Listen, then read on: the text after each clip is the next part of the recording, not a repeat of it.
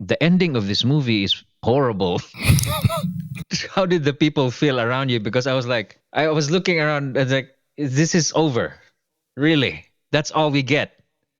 I really hope this isn't the last movie about him because the man deserves better than this, don't you think? I was like, he died over 40 years ago, and we're just now getting around to this movie. Why is it taking this long for them to make this? Because there's so many different Elvis movies. There's so many different movies about different bands and different artists.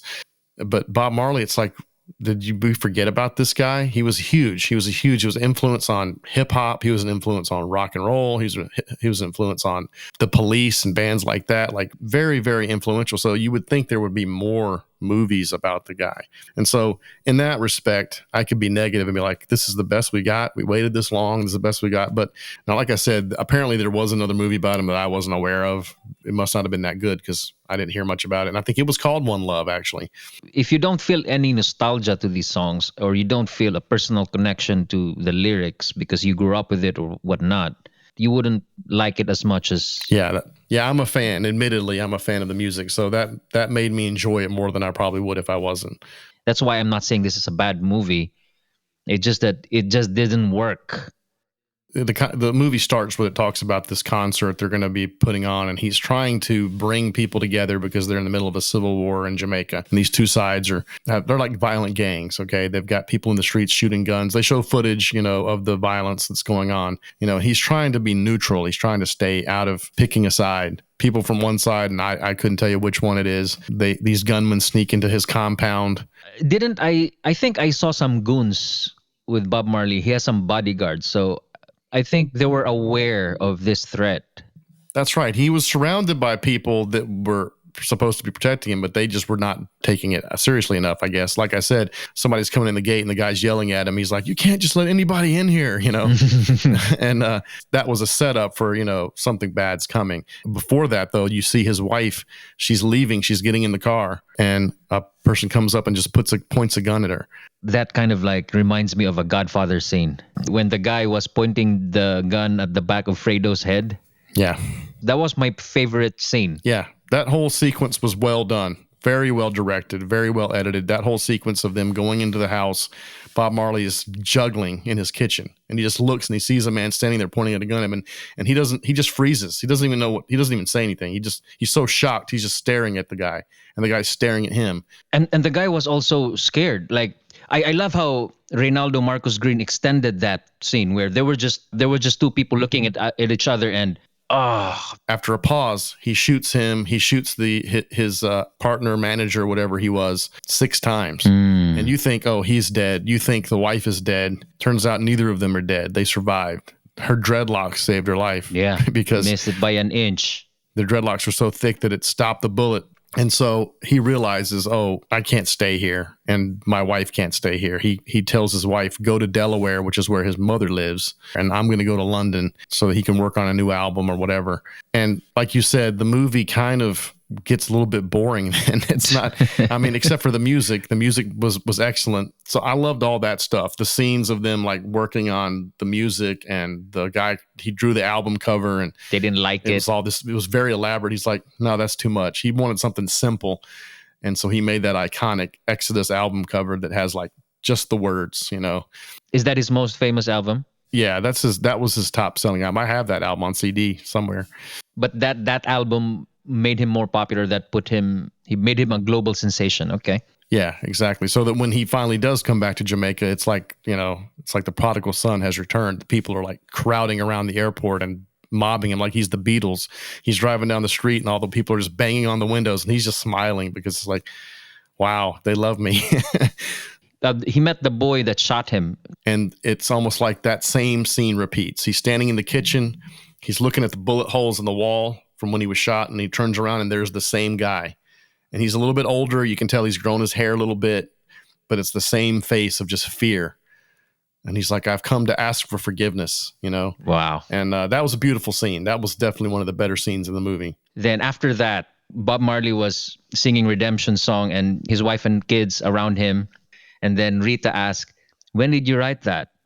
Oh, my life. Yeah.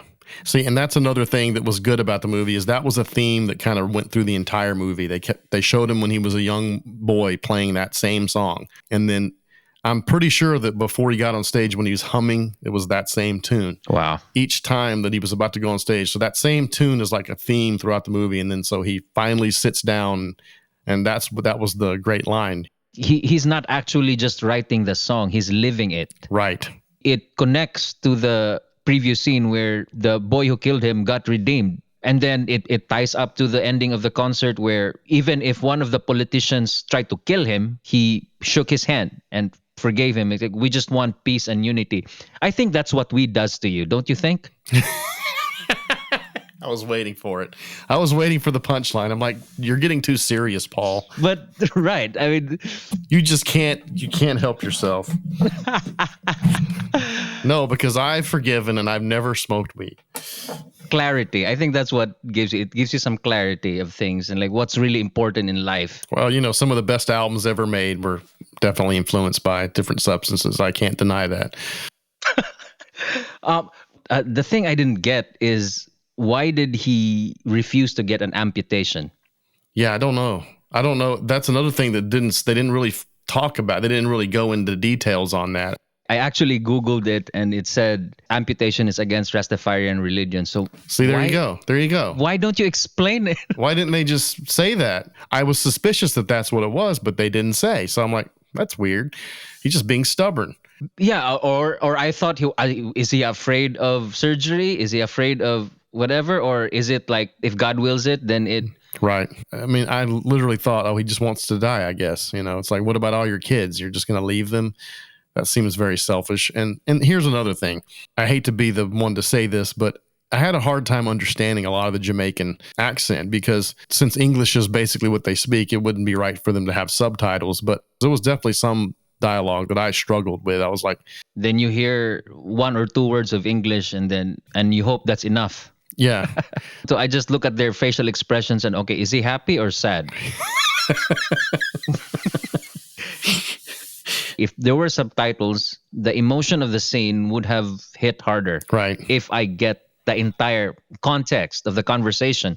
Maybe they did explain the adultery and maybe they did explain why he didn't get his toe amputated, but I didn't hear it if they did.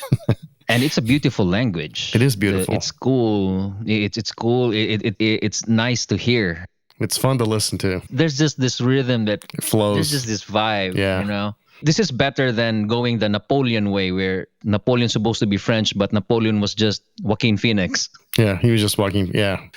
He keeps seeing visions of the fire. He went to the property of his father that abandoned him and he set fire to his crops and now he's chasing him. That's the image that you're seeing over and over again. And you think that's what you're seeing. And that was something that was not really explicitly explained. He didn't look like his father because I don't think he was white. Yeah, that wasn't a white guy. That's what I kept thinking. Like this is something else. This is like a metaphor. And I kept thinking, I'm assuming that's Haile Selassie, the king of Ethiopia that they consider the Christ in their religion. That's his new father. I mean, I'm guessing. If you're looking for something that's going to be very informative about his life, you might do better with a documentary. Yeah. Honestly. Although they did put One Love on the title, so that tells you that this is just all about the one love. Yeah. Okay, everybody. Thank you for watching Movie Cons, and we'll be back next time with some more reviews. And leave your comments below. Tell us where we were right and where we were wrong. That sounds fair. See you guys next time. Bye-bye. See you next time.